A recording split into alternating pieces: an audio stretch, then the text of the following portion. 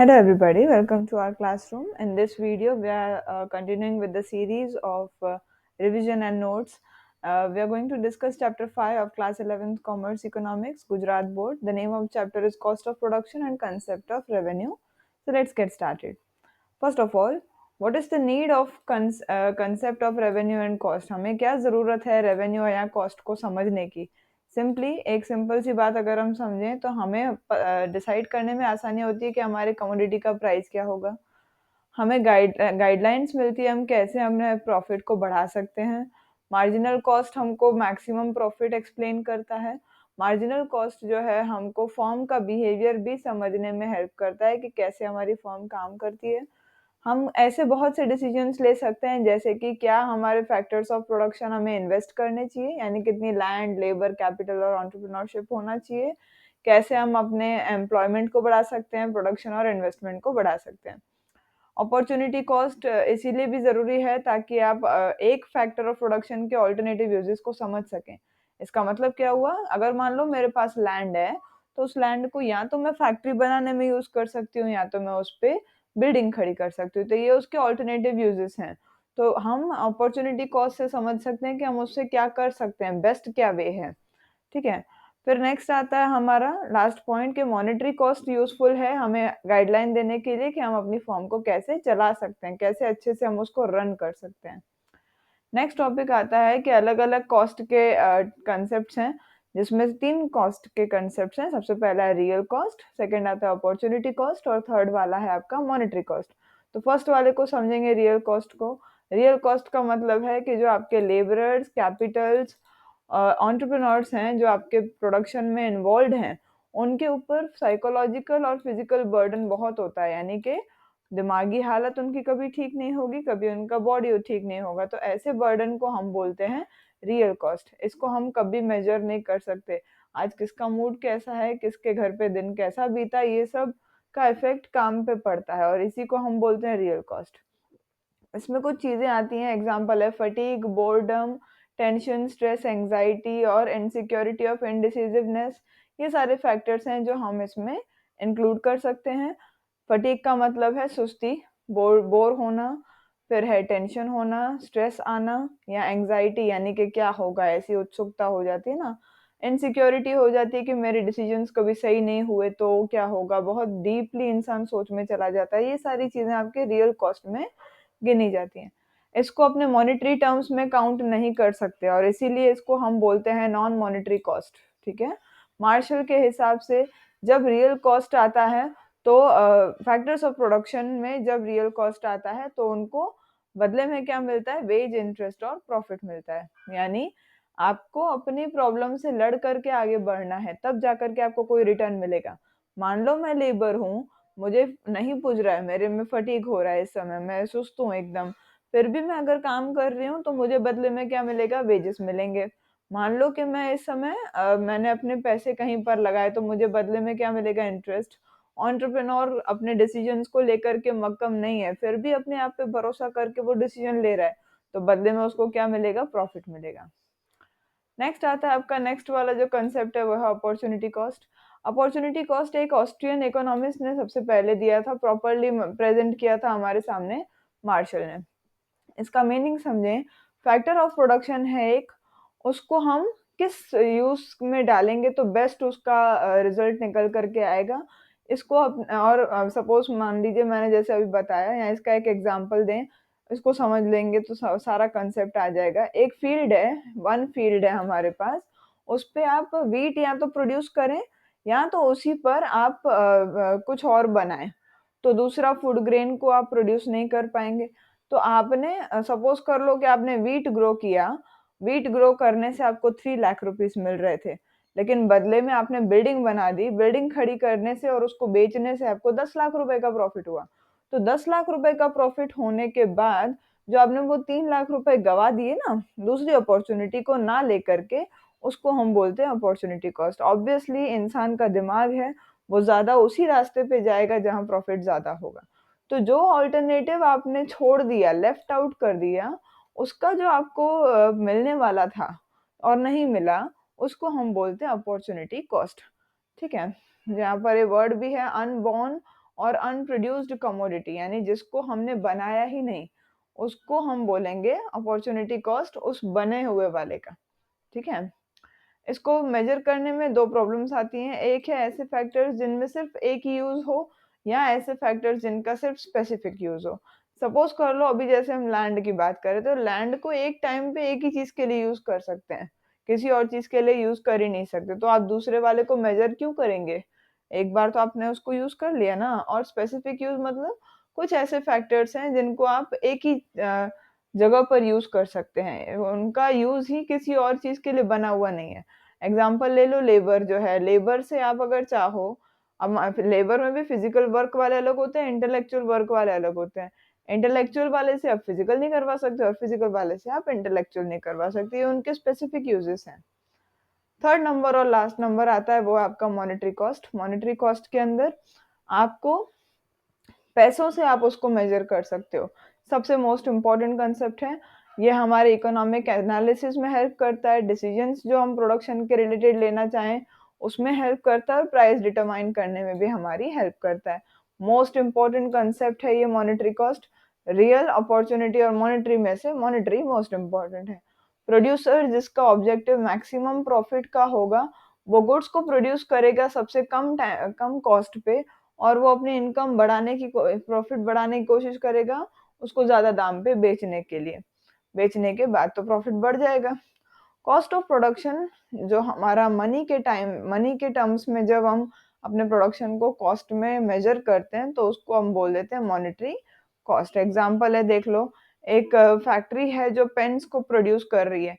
Pens को produce करने के बाद हजार उनके यूनिट्स ऑफ पेन है और 50,000 रुपए उनके लगे, तो मॉनेटरी कॉस्ट इसको प्रोड्यूस करने के लिए जो लग रहा है वो है 50,000। ठीक है, कॉस्ट मतलब यहाँ पर जो लग रहा है पैसा, वो आ रहा है वो नहीं आएगा, उसको रेवेन्यू बोलेंगे। नेक्स्ट टॉपिक देखें, short term and long term. Short run and long run इसको बोल सकते हैं। कम टाइम मतलब 1 ईयर के अंदर का, जिसको हम करंट बोलते हैं, और ज्यादा वाला जो होता है लॉन्ग टर्म, उसको हम फिक्स्ड बोलते हैं। शॉर्ट टर्म का मतलब क्या हुआ, ये एक ऐसा टाइम है जिसमें फैक्टर्स ऑफ प्रोडक्शन, एग्जांपल है मशीनरी, प्लांट, ये सब फिक्स्ड होते हैं, इनको हम बढ़ा नहीं सकते, घटा भी नहीं सकते। लॉन्ग टर्म का मतलब क्या है, जिसमें ये फैक्टर्स ऑफ प्रोडक्शन जैसे कि मशीनरी और प्लांट, ये वेरिएबल हो जाते हैं, यानी ये बढ़ भी सकते हैं, घट भी सकते हैं, अकॉर्डिंग टू योर डिसीजन। आप जो डिसीजन लेंगे वैसा होगा। अब कुछ डेफिनेशंस आती हैं जिनको हमें एक एक करके समझना है। सबसे पहला है फिक्स्ड कॉस्ट। फिक्स्ड कॉस्ट का मतलब क्या है, आपका प्रोडक्शन चाहे बढ़े या घटे, जब कोई भी कॉस्ट में कोई भी बदलाव ना हो उसको बोलेंगे फिक्स्ड कॉस्ट। फिक्स्ड कॉस्ट का कोई रिलेशन नहीं होता यूनिट ऑफ प्रोडक्शन से। ठीक है, वेरिएबल कॉस्ट का मतलब देखो, जब आपकी क्वांटिटी बढ़े तो आपकी कॉस्ट भी बढ़ जाए, जब आपकी क्वांटिटी घटे तो आपकी कॉस्ट भी घट जाए, इसको बोलेंगे वेरिएबल कॉस्ट। इस हिसाब से वेरिएबल कॉस्ट का पॉजिटिव रिलेशन है यूनिट्स के साथ। यूनिट्स बढ़ेंगे कॉस्ट बढ़ेगा, पॉजिटिव हुआ ना। यूनिट्स घटेंगे तो कॉस्ट भी घट जाएगा, यहाँ पर भी पॉजिटिव हुआ। दोनों ऑपोजिट डायरेक्शन में नहीं चल रहे, सेम डायरेक्शन में चल रहे हैं। जब हम फिक्स्ड कॉस्ट और वेरिएबल कॉस्ट को प्लस कर देते हैं तो हमको क्या मिल जाएगा, फिर टोटल कॉस्ट मिल जाएगा। Average fixed cost, average variable cost, average cost, ये तीनों देखो कैसे निकालेंगे। ये जो आपकी फर्स्ट डेफिनेशन थी फिक्स्ड कॉस्ट, उसको जब आप नंबर ऑफ यूनिट से डिवाइड करो तो आपका क्या निकल जाएगा, एवरेज फिक्स्ड कॉस्ट निकल जाएगा। फिर सेकंड वाली जो थी वेरिएबल कॉस्ट, उसको भी जब आप नंबर ऑफ यूनिट से डिवाइड करो तो क्या निकल जाएगा, एवरेज वेरिएबल कॉस्ट निकल जाएगा। फिर जो आपका थर्ड वाला था टोटल कॉस्ट, उसको भी जब आप नंबर ऑफ यूनिट से डिवाइड कर दो तो आपको क्या मिल जाएगा, एवरेज कॉस्ट मिल जाएगा। यानी आपको सब में ये जो ऊपर वाले तीन अगर समझ आ गए ना, तो सबको डिवाइड कर दो नंबर ऑफ यूनिट्स के साथ जो आपने प्रोड्यूस किए, और आपको एवरेज फिक्स्ड कॉस्ट मिल जाएगा, एवरेज वेरिएबल कॉस्ट मिल जाएगा, एवरेज कॉस्ट मिल जाएगा। एवरेज कॉस्ट को हम दूसरे नाम पे एवरेज टोटल कॉस्ट भी बोल सकते हैं। ठीक है ना। लास्ट वाला है वो है मार्जिनल कॉस्ट। मार्जिनल कॉस्ट का मीनिंग देखो क्या है, जब आपके एक यूनिट बढ़ा या घटा टोटल प्रोडक्शन में या तो एक यूनिट बढ़ा या तो एक यूनिट घटा, जो भी चेंजेस आए टोटल कॉस्ट में, उसको उस चेंज को अपने बोल देंगे मार्जिनल कॉस्ट। मान लो मैं पहले 100 यूनिट प्रोड्यूस कर रही थी तो 100 रुपए लग रहे थे, जब मैंने 101वां प्रोड्यूस किया ना तो मेरे को 110 रुपए लगे, तो कितने रुपए बढ़ गए मेरे? 10 रुपए बढ़े, तो ये 10 रुपए मेरा मार्जिनल कॉस्ट है। अब इस ग्राफ में, अगर इस चार्ट में अगर एक बार हम ध्यान दें, तो इसमें आपके सबसे पहला है क्लासिफिकेशन ऑफ प्रोडक्शन कॉस्ट। इसके अंदर आपके आती हैं दो चीजें, शॉर्ट रन आता है और दूसरा आता है लॉन्ग रन। शॉर्ट रन के अंदर भी आपके देख लो कौन कौन है, फिक्स्ड और वेरिएबल। फिक्स्ड के अंदर भी कौन कौन है, एवरेज फिक्स्ड, और इसके अंदर में आ जाएगा एवरेज वेरिएबल। सब हमने एक एक करके समझ लिया।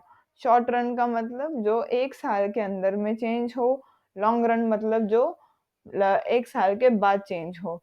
शॉर्ट रन में फिक्स्ड कॉस्ट है जो नंबर ऑफ यूनिट्स के बदलने पर भी नहीं बदलता, इसका कोई रिश्ता नहीं है नंबर ऑफ यूनिट्स के साथ। वेरिएबल कॉस्ट है जो नंबर ऑफ यूनिट्स के साथ बदलेगा, नंबर ऑफ यूनिट्स अगर बढ़े तो ये भी बढ़ेगा, नंबर ऑफ यूनिट्स घटे तो ये भी घट जाएगा, इसका नंबर ऑफ यूनिट्स के साथ पॉजिटिव रिलेशन है। इसके अंदर इसको अगर हम डिवाइड कर देंगे किसके साथ, नंबर ऑफ यूनिट्स के साथ, तो क्या आ जाएगा, एवरेज फिक्स्ड कॉस्ट आ जाएगा।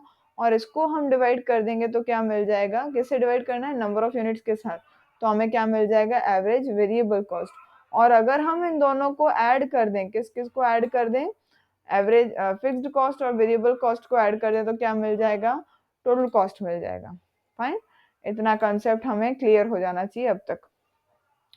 इन तीनों चीजों को एक बार हम डायग्राम में देखें। सबसे पहले तो ये जो टेबल आप देख रहे हैं ना, उससे एक चीज समझो। देखो, प्रोडक्शन जो है वो आपका बढ़ रहा है, फिक्स्ड कॉस्ट उतनी ही है 100 रुपए, क्योंकि इसका प्रोडक्शन से कोई भी लेना देना नहीं है। वेरिएबल कॉस्ट भी बढ़ रहा है क्योंकि प्रोडक्शन भी हमारा बढ़ ही रहा है। टोटल कॉस्ट हमने कैसे निकाल दिया, टोटल कॉस्ट निकाला फिक्स्ड और वेरिएबल को ऐड करके निकाल दिया टोटल कॉस्ट। इन तीनों चीजों को, इन चारों चीजों को एक्चुअली जब हम ग्राफ में डिनोट कर देंगे तो वो कुछ ऐसा दिखेगा। जो हमारा एक्स एक्सिस है उस पे हम दिखाएंगे प्रोडक्शन जो यूनिट्स में है, और जो हमारा वाई एक्सिस है उस पे हम दिखा देंगे कॉस्ट इन रुपीस। ये जो तीनों लाइंस आप देख रहे हो, ये फर्स्ट जो ऐसे ही चल रही है हॉरिजॉन्टल टू एक्स एक्सिस, ये आपकी टोटल फिक्स्ड कॉस्ट की लाइन है क्योंकि ये चेंज हो ही नहीं रही। ये वाली जो वेरिएबल कॉस्ट की लाइन है और उसके ऊपर वाली टोटल कॉस्ट की लाइन है।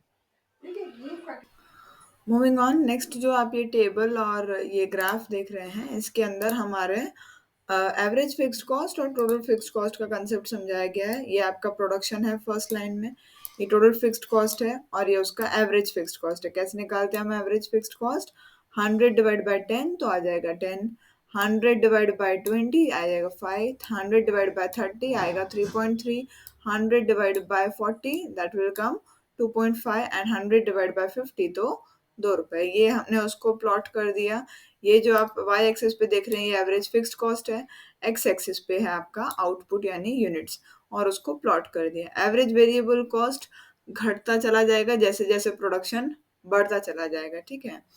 नेक्स्ट वाले में वेरिएबल कॉस्ट का कंसेप्ट बताया है। ये आपके आउटपुट्स हैं, देख लो ये बढ़ रहे हैं, यहाँ पर वेरिएबल कॉस्ट भी जो है वो बढ़ रहा है। जैसे हम उनको डिवाइड करेंगे तो ये आंसर्स हमको मिलते गए।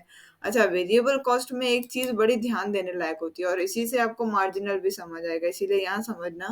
देखो, पहले के यूनिट्स में ये जो एवरेज वेरिएबल कॉस्ट है ये धीरे धीरे घट रहा है, और जैसे ये घट घट के एकदम मिनिमम लेवल पे आ जाएगा ना, फिर ये वापस बढ़ना शुरू कर देगा। देख लो, हो गया ना, पहले ये 8 से 7.5 और 7 हो गया, फिर ये 7 उसका मिनिमम लेवल था, तो मिनिमम लेवल पे आने के बाद ये वापस धीरे धीरे बढ़ने लगा, और इसीलिए इसका जो ग्राफ है ये कुछ ऐसे शेप का जाता है, यानी कि यू शेप का जाता है। इसको अपने हॉकी स्टिक भी बोल सकते हैं कि ऐसा इसका ग्राफ का शेप होता है। इन दोनों को प्लस करते हैं, जब एवरेज कॉस्ट और वेरिएबल कॉस्ट को जब हम ऐड करते हैं तो क्या मिल जाता है, टोटल कॉस्ट मिल जाता है। टोटल कॉस्ट को भी हमने क्या किया है, यहाँ पर इस टेबल में रख दिया, प्रोडक्शन लिख दिया बाजू में, और उन दोनों को कर दिया डिवाइड, तो आ जाएगा क्या, एवरेज कॉस्ट आ जाएगा हमारे सामने। इस एवरेज कॉस्ट को अगेन उन्होंने क्या कर दिया, इस वाले ग्राफ में प्लॉट कर दिया। ये एवरेज कॉस्ट है, ये जो नीचे आपको यहाँ दिख रहा है वो आपके हैं प्रोडक्शन, यानी कि यूनिट्स, कितना प्रोडक्शन हमारा हुआ, और उसको अगेन उन्होंने प्लॉट कर दिया एक एक पॉइंट को। नेक्स्ट कंसेप्ट जो हमारा आता है वो आता है मार्जिनल कॉस्ट का। मार्जिनल कॉस्ट हम कैसे निकालते हैं, ध्यान दें अगर। सबसे पहले ये उसकी एक टेबल है जिस पे आपको ध्यान देना है। सबसे पहले देख लो, यूनिट्स दिए हुए हैं, या हम अपने इमेजिनरी नंबर्स भी डाल सकते हैं, जरूरी नहीं कि यही डालना है। फिर टोटल कॉस्ट भी हमें मिला हुआ है, ठीक है। मार्जिनल कॉस्ट हम कैसे निकालेंगे? Very simply, second minus first, यानी कि जो 16 है उसमें से 9 को माइनस करो, 7 आ जाएगा। 21 में से आप 16 को माइनस कर दो तो आ जाएगा 5। 28 में से आप 21 को माइनस कर दो तो 7। 40 में से आप 12 को 40 में से 28 माइनस कर दो तो 12। 54 से 40 माइनस कर दो तो 40। लाइकवाइज आपको माइनस करना है इसका। जब हमने डायग्राम बनाया तो ये हमारा डायग्राम बन करके आया। अच्छा, यहाँ पर एक चीज देखो समझने लायक है। मार्जिनल कॉस्ट पहले देखो वापस घट रही है, और घटते घटते जब वो 5 पे आई, यानी जब वो मिनिमम हो गई, तो उसके बाद वो वापस धीरे धीरे बढ़ती चली जाएगी। ये बिहेवियर हमारा डायग्राम में भी दिख रहा है। ये भी अगेन हॉकी स्टिक जैसा एक हमारा डायग्राम है। आगे बढ़े नेक्स्ट वाली स्लाइड पे। तो देखो अभी हमारा आ जाता है कि एवरेज कॉस्ट और मार्जिनल कॉस्ट के बीच में क्या रिलेशनशिप है। इस शेड्यूल को एक बार ध्यान से देखें तो आउटपुट है, टोटल कॉस्ट है। एवरेज कॉस्ट कैसे निकाला? इस टोटल कॉस्ट को डिवाइड कर दिया हमने किससे? आउटपुट से। दोनों को डिवाइड करेंगे तो क्या मिल जाएगा हमें? एवरेज कॉस्ट मिल जाएगा। और मार्जिनल कॉस्ट हमें कैसे मिलेगा? टोटल कॉस्ट में से ही मिलेगा। फर्स्ट वाला एज इट इज रहेगा जैसा होता है, 20 है तो कुछ भी नहीं लिखेंगे अपने। फिर आ गया 30 और 20, 35 और 20 है ना हमारे पास दो, तो माइनस कर दो तो 15 आ जाएगा। फिर नेक्स्ट वाले दो हैं 45 और 35, तो माइनस कर दो तो 10 आ जाएगा। ऐसे हमको मार्जिनल कॉस्ट निकालना है। जब हम इसको वापस प्लॉट करेंगे, यहाँ पर हमने डाल दिया एवरेज और मार्जिनल कॉस्ट, और यहाँ हमने डाल दिया आउटपुट। तो जब हम इसको वापस प्लॉट करेंगे ना तो कुछ ऐसा ग्राफ बनेगा। अब इस ग्राफ में से कुछ चीजें सीखने लायक है, वो देखो कौन कौन सी हैं। यहीं से हम सीख सकते हैं। पहले ये जो मैं सर्कल कर रही हूँ इस पॉइंट को, इसको नाम दे दो, मान लो सी।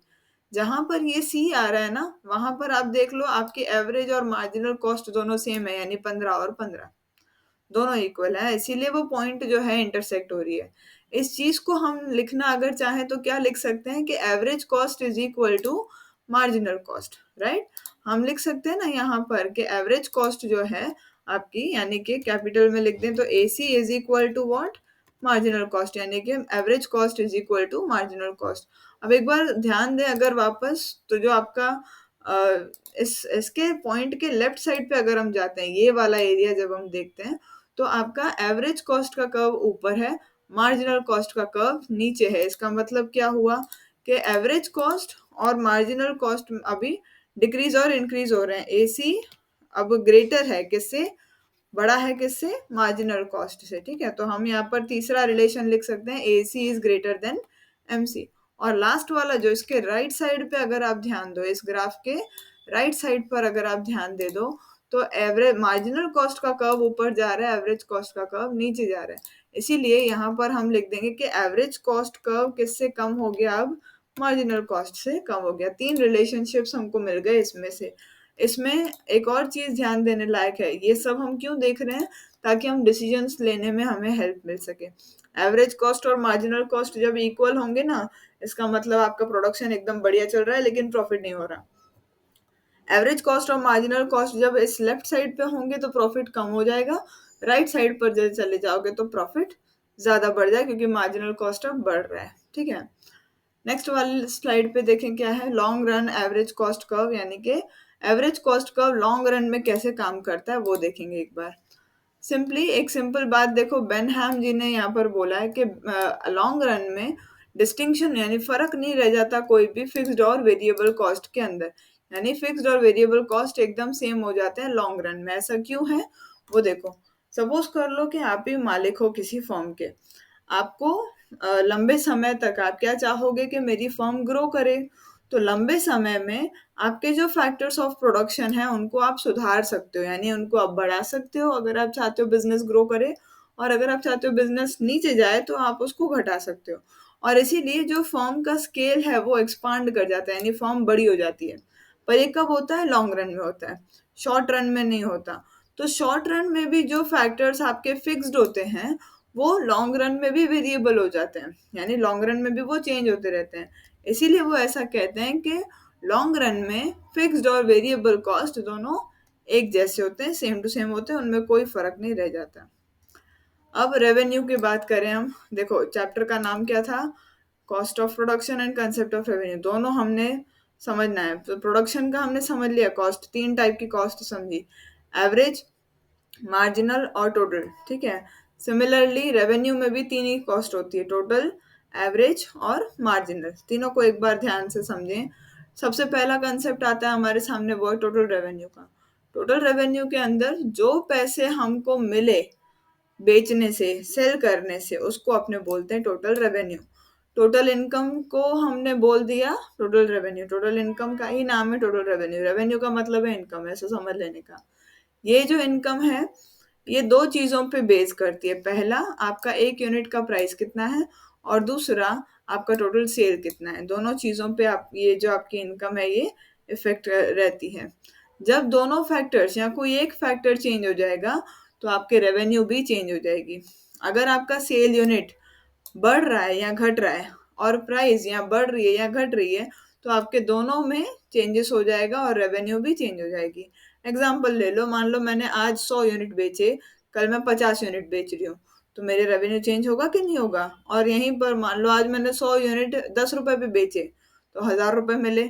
कल मैंने 50 यूनिट जो बेचे थे वो 12 रुपए पे बेचे, प्राइस भी चेंज हो गई, तो 600 रुपए इनकम हो गई। तो इनकम जो है मेरी चेंज होती ही रहेगी किसी भी हालत में, अगर दोनों में से किसी एक में भी बदलाव होता है या दोनों में बदलाव होता है तो भी।